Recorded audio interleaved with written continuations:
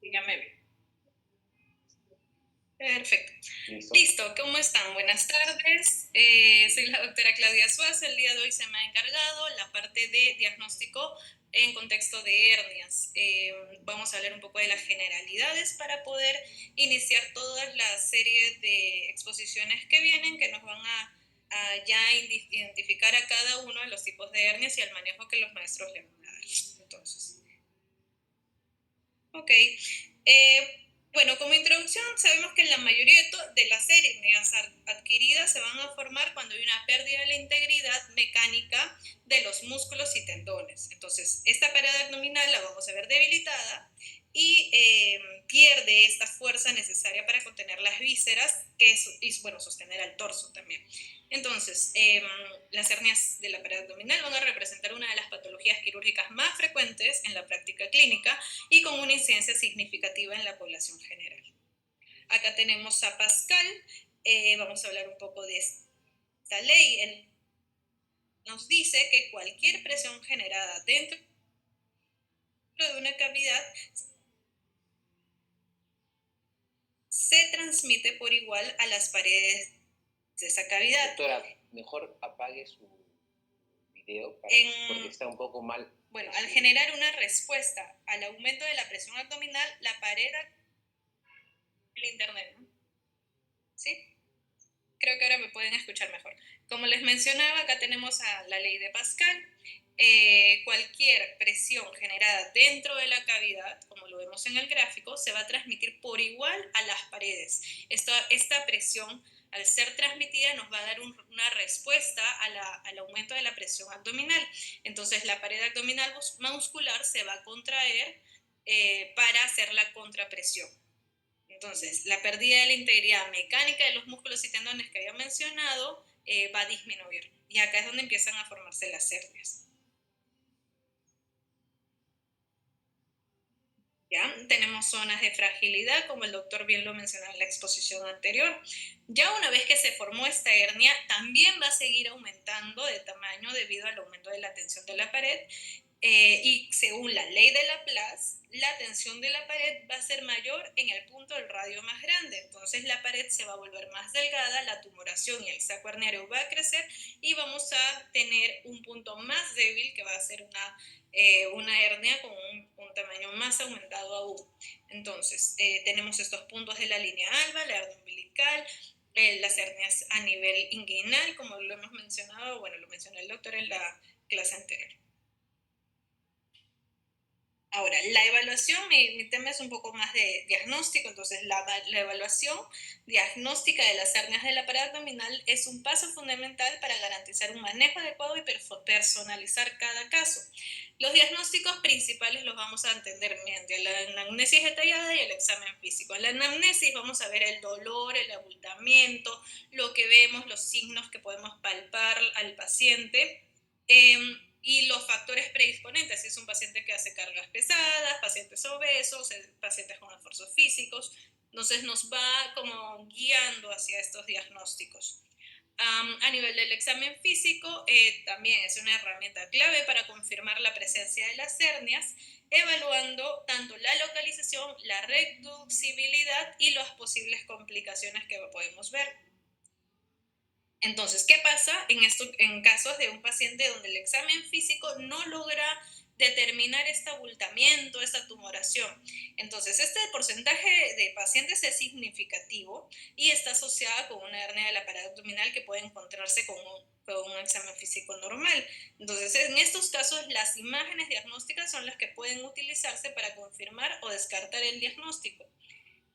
Por ejemplo, pacientes que tienen mucho dolor que no se les puede ni palpar tan bien por esta resistencia abdominal que genera, pacientes obesos, pacientes con cicatriz previas, con materiales protésicos, tampoco pueden o nos difieren un poco el examen físico. Entonces, en los estudios por imágenes, bueno, por lo general el motivo de la consulta lo va a constituir el dolor localizado en una área. Entonces, si el examen físico no lo diagnosticó, entonces vamos a ofrecer los estudios por imágenes. Los beneficios lo vamos a valorar en cada uno. Por ejemplo, primero valorar la integridad de los planos aponeuróticos, grupos musculares de la pared abdominal, el tamaño del defecto real, que es el que vamos a operar, el volumen del saco y de la cavidad abdominal, así como la posición de las mallas que se hayan colocado anteriormente. Así podemos definir exactamente también a qué área o a qué plan estamos entrando nuestro plan quirúrgico.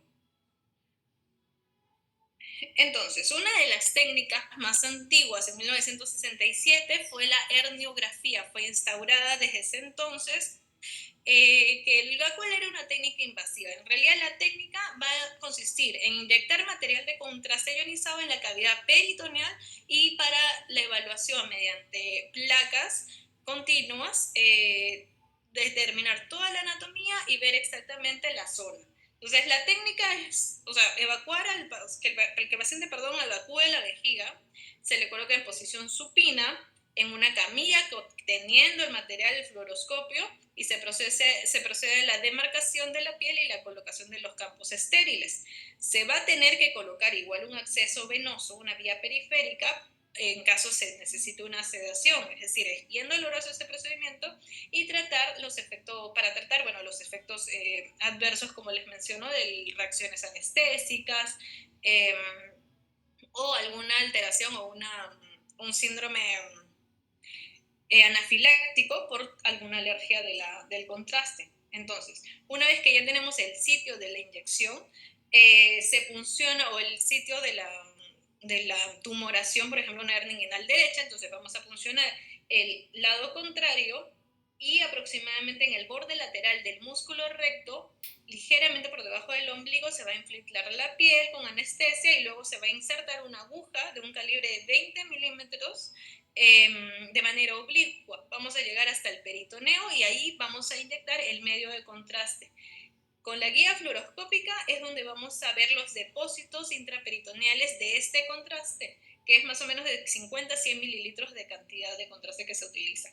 Entonces vamos a dibujar, en las placas, se ve el dibujo de todos los procesos peritoneales y las asas intestinales que pueden estar protrudiendo por esa zona. Se coloca al paciente en maniobras de Valsalva para ver si es que encontramos la hernia tan buscada en este momento. Esto se dejó de usar en realidad por las complicaciones, unas complicaciones menores que van de 0 a 80%, ya nos habla de un examen que nos va a traer mucha complicación. Así que primero el dolor, como les mencioné, puede causar una peritonitis. Imagínense que nos vamos a la cavidad peritoneal, la reacción anafiláctica y la hemorragia. Podemos por ahí tener a nuestra epigástrica inferior, punzarla porque no tenemos tanta práctica y pues una hemorragia a ese nivel. Entonces siempre sí se tiene que hacer con mucho cuidado y es una práctica que ya no está en un uso continuo. Seguido de esto empezó algo que se usamos hasta ahora, que es la ultrasonografía, ecografía. Esta herramienta es la de mayor utilidad hasta el momento. Identifica las hernias no detectables de la pared, de fácil acceso abdominal. Y esto se debe también a las características que es ampliamente disponible, que no tenemos exposición a la radiación y relativamente barato. Entonces va a permitir la investigación de manera dinámica y rápida, ya que el paciente no va a requerir alguna preparación. Entonces, me refiero a una prueba dinámica cuando se le dice al paciente que intente una maniobra de Valsalva y pueda protruir estas hernias. Acá vemos una hernia inguinal, una hernia umbilical, disculpen, vemos el saco, acuérdense, el anillo, el saco y el contenido, que son los 3 elementos que tenemos que evaluar. Algo que mencionan los artículos mucho es sobre que es operador dependiente. Sí, es cierto que es operador dependiente, como cirujanos también nos queda la tarea de poder ir viendo esto, no ser tan no sé, reacios de decir esto lo hace el radiólogo y no más, sino nosotros mismos también empezar a tener la habilidad de poder generar y de poder hacer una ecografía en caso sea necesario y no tengamos el radiólogo disponible. ya que es rápido, no invasivo, económico, dinámico y los resultados son confiables. Otro de los usos de imágenes que podemos usar es la tomografía axial computarizada. Como hemos visto anteriormente, el diagnóstico de la hernia de pared abdominal puede llegar a ser difícil. Entonces, particularmente en pacientes obesos, con cirugías abdominales previas, aparte de diversas condiciones que pueden llegar a tener el comportamiento de esta hernia, o comportamiento como una hernia, como unos tumores, como por ejemplo abscesos, testículos no descendidos, aneurismas, anormalidades óseas o articulares, que nos da una protrusión, una tumoración y podemos confundir el diagnóstico. Lo bueno de las tomografías es que evidenciamos el saco herniario, la forma, las conexiones, el contenido y también características que podamos encontrar en la pared. Entonces, las ventajas es reproducible, es decir, puedo tomarle hoy día una, mañana otra tomografía, esperemos que no por la radiación, pero va a ser igual, o sea, lo vamos a ver de la misma forma.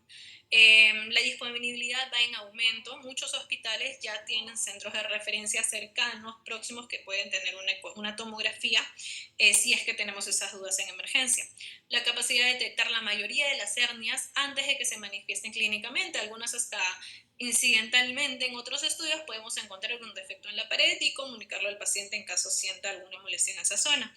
Como desventajas, aún está lo del alto costo. De todas maneras, sí es un alto costo. Hay muchas clínicas privadas que también lo manejan.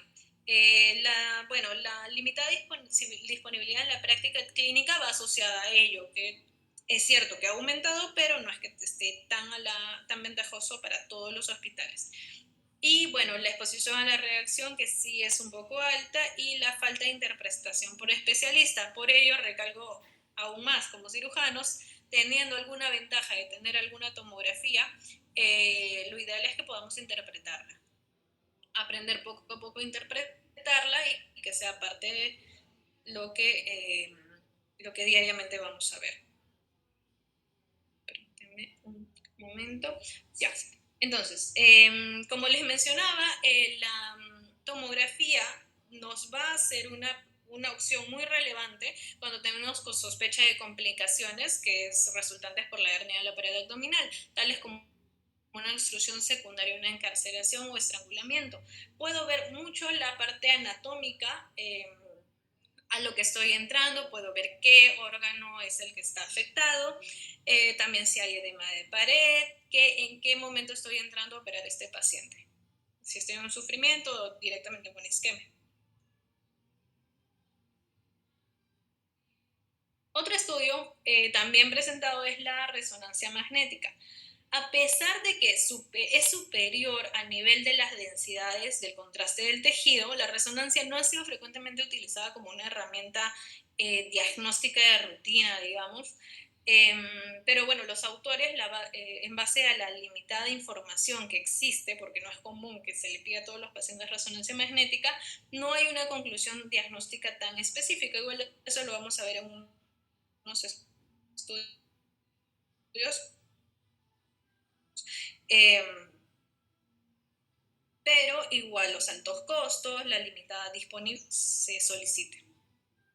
Ese es un estudio el cual el objetivo fue determinar la modalidad diagnóstica, ya sea tomografía, resonancia o ecografía, más precisa según en términos de sensibilidad y especificidad para diagnosticar la hernia inguinal y el subtipo de hernia inguinal, ya sea directa o indirecta. Entonces, esta revisión sistemática se realizó de acuerdo con los elementos de información preferidos para la revista sistemática y metaanálisis, disculpen, que es el estudio PRISMA, creo que sí lo hemos escuchado en muchas otras presentaciones, y esto se llevó a cabo en base a la búsqueda de artículos relevantes en PubMed, en Base y Cochrane.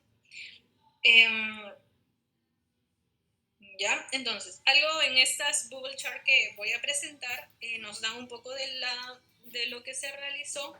Bueno, este gráfico, como a representar la sensibilidad para el diagnóstico de la hernia en cada estudio, y cada burbuja representa un estudio y el tamaño de la burbuja va a indicar el tamaño de la población incluida. Entonces, en este caso se están estudiando la tomografía y la ultrasonografía o ecografía, que lo vemos con una sensibilidad en este caso de hasta 95%,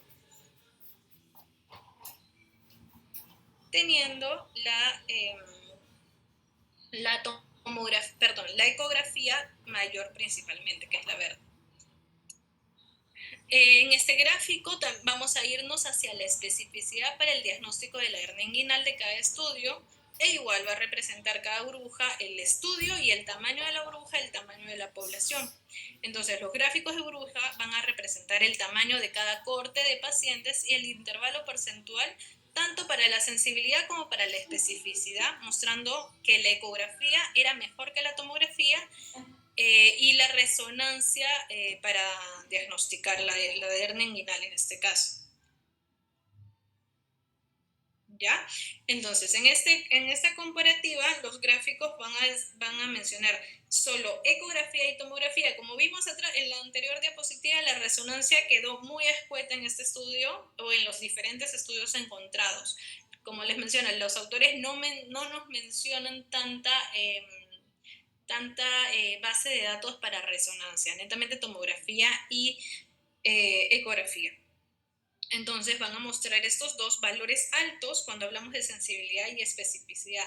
La idea de este estudio es demostrarlo, porque es algo que nosotros ya lo tenemos planteado. Entonces se observó en las conclusiones que la ecografía va a presentar una mayor sensibilidad y especificidad elevada. Y entonces debe tenerse en cuenta igual el rendimiento, que depende del operador, que eso es algo que nos mencionan muchos de los artículos. Bueno, entonces esto fue para demostrar el punto de los estudios y de imágenes que se utilizan. Gracias. Bien, doctora, excelente. Ha hecho una pincelada, un resumen de los métodos diagnósticos para hacer el diagnóstico de una hernia. Pero cuando